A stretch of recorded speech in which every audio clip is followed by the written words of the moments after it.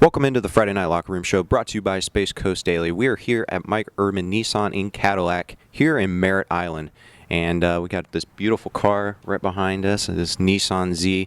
Guys, this wouldn't be possible without Mike Urban Nissan. It's our proud sponsor for a while now. Talk about how much Mike Urban Nissan means to you guys.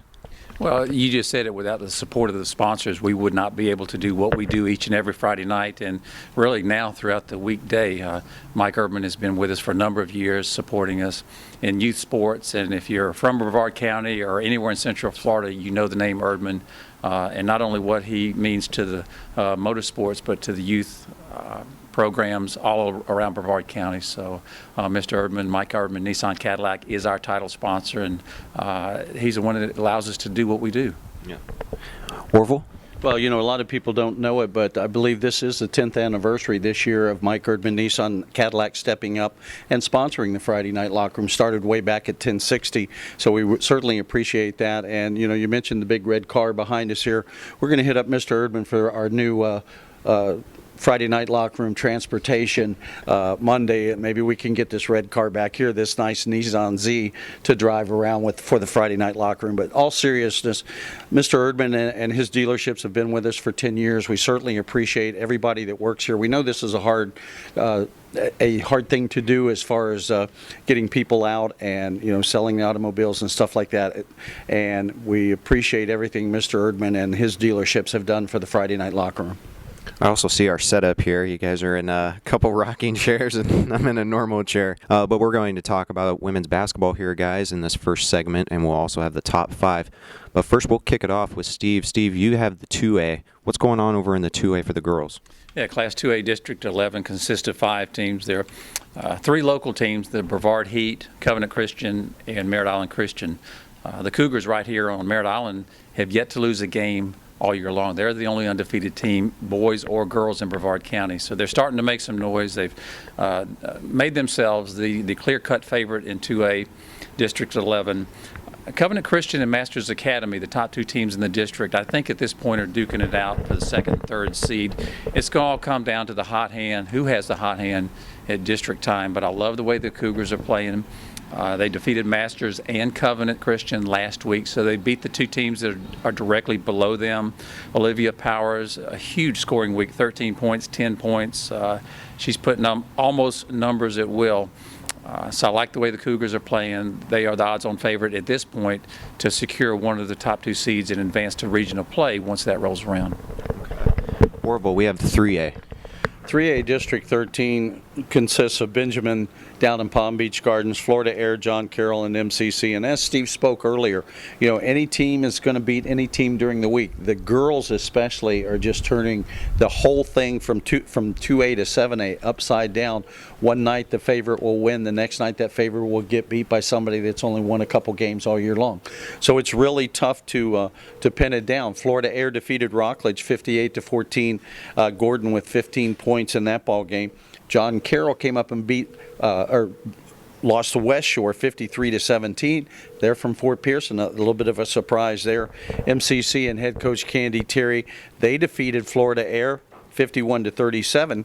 Kamari Jones with 18 points. So just in those 4 teams right there, you've got 3 teams that have won that you really didn't expect them to do so. But that's Class 3A for the girls. Steve, we have the 4A. Class 4A, the Astronaut War Eagles, Coach Hostetler's War Eagles are playing well. They're playing solid basketball, as are the Cocoa Tigers. Those are the 2 of the 7 teams in 4A, District 8, that I think at this point in time you say are the favorites. Cocoa Beach, Holy Trinity, Space Coast, and West Shore round out the remainder of the district. I love the way Cador continues to score for the War Eagles. We've watched her play the last 2 or 3 years. Kiana Cador, one of the top scorers in Brevard County. Coach Hostetler's girls play outstanding defense. When they shoot the ball, they're as good as anybody. And Orville's going to say the same thing about the Rockledge Raiders, the Lady Raiders. When they shoot the ball, they're as good as anybody. West Shore, probably a notch below Astronaut and Cocoa. And the War Eagles and the Tigers, you can almost flip a coin. We watched the Cocoa Tigers a few days ago lose to a very good Rockledge team. We've seen Astronaut defeat Space Coast and Merritt Island just this week. So it's really wide open. District competition, as Orville mentioned, is going to be a lot of fun. I don't recall seeing a girls' year where there's really no best team in the county. We're going to talk about our top 5 later, but on any given night in basketball, girls basketball especially, anybody can win. Absolutely. Orville, we have the 5A. Class 5A District 14, Merritt Island, Rockledge, Satellite, and Titusville. For the ladies' side of it, this is probably my favorite district, except you would like to throw Cocoa and Florida Air in there just to see how those 4 teams would mix well together, because like Steve said earlier, everybody's beating everybody, and so it's very tough. The Merritt Island Mustangs, they lost to Heritage this week 52-39. Taylor Martin 13 points for the Merritt Island Mustang.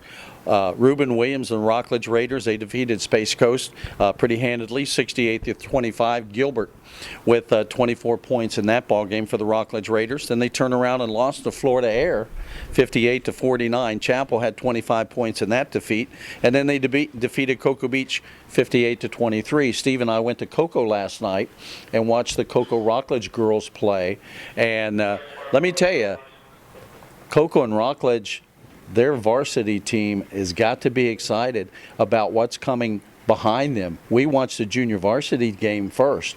Rockledge got out to a 17-18-1 lead and just was killing Cocoa, and the game ended up 47-45.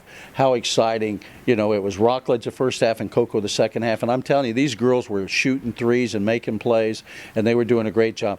The Rockledge Raiders varsity also got in on the act. They defeated Cocoa last night, and it was a lot more than we thought it was going to be. Rockledge did a nice job. I think now Cocoa's back at all full strength as far as their health is concerned, but they got to get that starting 5 that the coach likes to make everything work. Titusville head coach Bobby Wynn, they lost to Melbourne this week 77-55.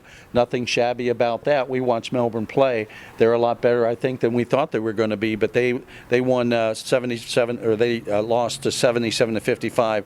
Bailey with 22 points for Titusville in the loss, and that's Class 5A District 14. And moving on down to Class 5A District 15, we've got 3 teams in that district: Bayside, Palm Bay, and Suncoast. A little bit smaller than District 14, but too big to have all 7 teams in one district, and that's Bayside, Palm Bay, and Suncoast. Suncoast being from the south end of the county, while Southern down in Riviera Beach. But Palm Bay defeated O'Galley this week 58-34. Mills with 21 points in the win. Bayside lost to O'Galley 46-41. Peyton 16 points in the loss for the Bayside Bears. That's Class 5A District 15.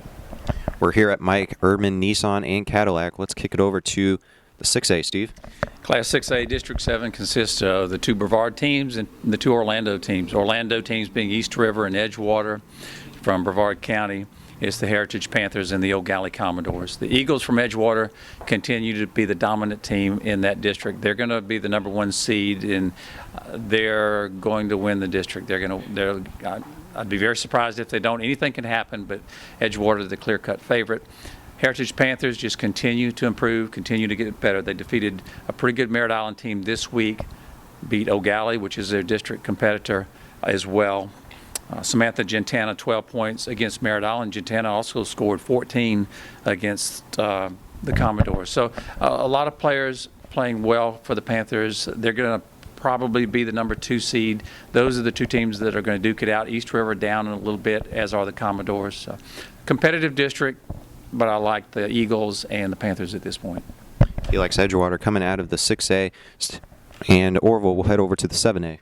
Class 7A District 12, Martin County, Melbourne, Sebastian River, and Vieira. Last year, Vieira won that district with Martin County from the south coming in the #2 spot. So far, Melbourne doing a nice job this year, I think surprising a lot of people on the ladies' side of it. They defeated Titusville this week 77-55. 4 players in double figures for Melbourne in that game, led by Alicia Spivey with 24 points. Then they turned around later in the week and and beat O'Galley 66-35. Again, 4 different players in double figures, led that time by Faye and Graham with 13 points apiece. They lost to Martin City 56-27 for their 3rd game of the week. But Melbourne wins 2 out of 3 to this week.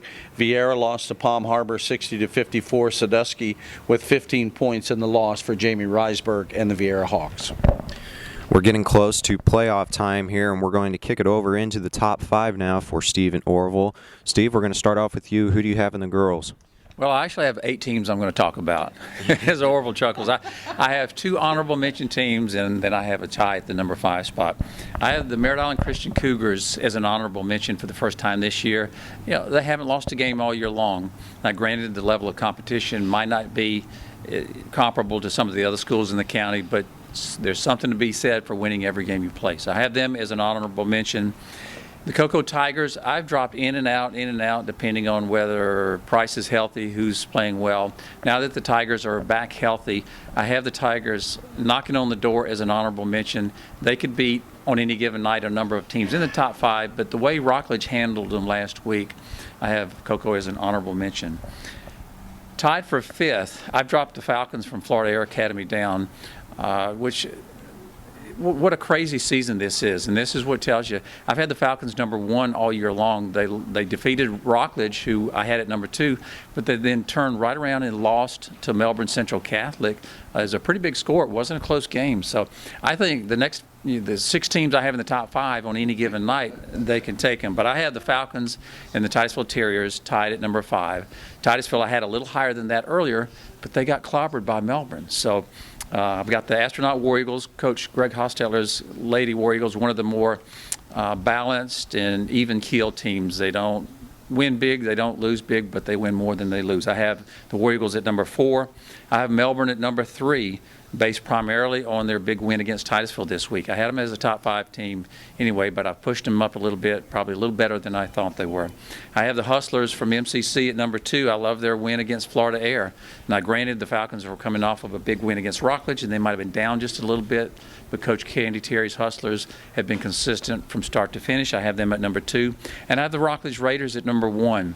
The way they handled Cocoa last week, I think they probably are the best team in the county. So that's my top 8. That's his top 8. Orville, do you have a top 8?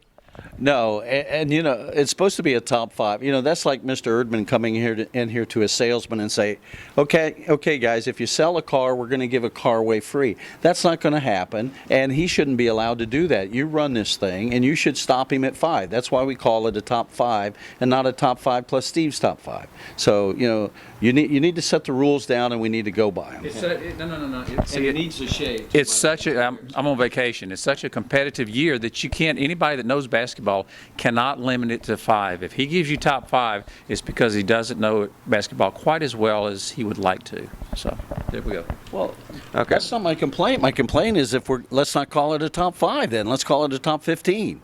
You know, and then you'd be able to get everybody in there, and everybody would be happy with it. He's looking for the breakfast with the coaches on Saturday. See, he changes that so he can go to breakfast with the winner. Orville, who you got in your top 5? Top 5, I got the Rockledge Raiders. So let me tell you something. Rockledge and Cocoa played last night, and I have never, in girls basketball, watched a team put on a defensive show like the Rockledge Raiders did last night. We didn't keep stats or anything. We just watched the game. But I can tell you what, there had to be 20 turnovers committed by Cocoa, and probably 15 of them were takeaways. The Rockledge Raiders defense just smothered Cocoa where they could not do anything for that one end of the court or the other. Defensively, they responded by taking away the rebounds offensively and defensively. Total domination by the Rockledge Raiders, which really surprised me because Cocoa, not up and coming, they've been very good all year. Actually, I've got them in my top 5, but my top 5 Rockledge Raiders, I still have them at number 1. I've got the Titusville Terriers at number 2. I got the Cocoa Tigers at number 3, and one of the reasons I still have them up there, you know, Steve talked about the big girl being hurt. Well, she's back, but she's not acclimated into the system again yet. I don't think they're going to get better as she gets a mix in with the top 5 of those girls there.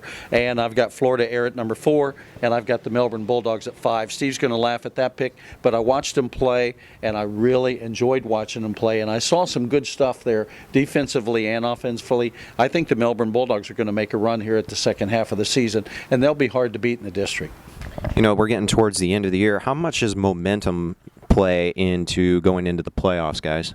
I think it's huge. It's you have to be in the right frame of mind mentally. District competition is interesting in that all teams compete and only the top 2 advance to regional play. But if you come off of that big win, maybe like the Falcons did against the Raiders, things can happen that you don't expect during the playoffs. It doesn't happen often, but it can happen. So I think momentum plays a big part. What's your take on momentum, Orville? Well, I think that has a lot to do with it. We'll talk about the boys in just a second, but just an example, Rockledge Raiders played 3 games this week. I think they won 2 and lost 1, but now they're in Jacksonville this weekend at a Martin Luther King tournament to continue to try to get better. They're up there playing Rains and some other teams that are top teams in the state. So Logan Keith and the Rockledge Raiders trying to get better, getting ready to go into district. They're a very young team. They're big guy. Sean Farrell's still hurt. Don't know if they'll get him back by districts or not. But, that's momentum has a lot to do with it.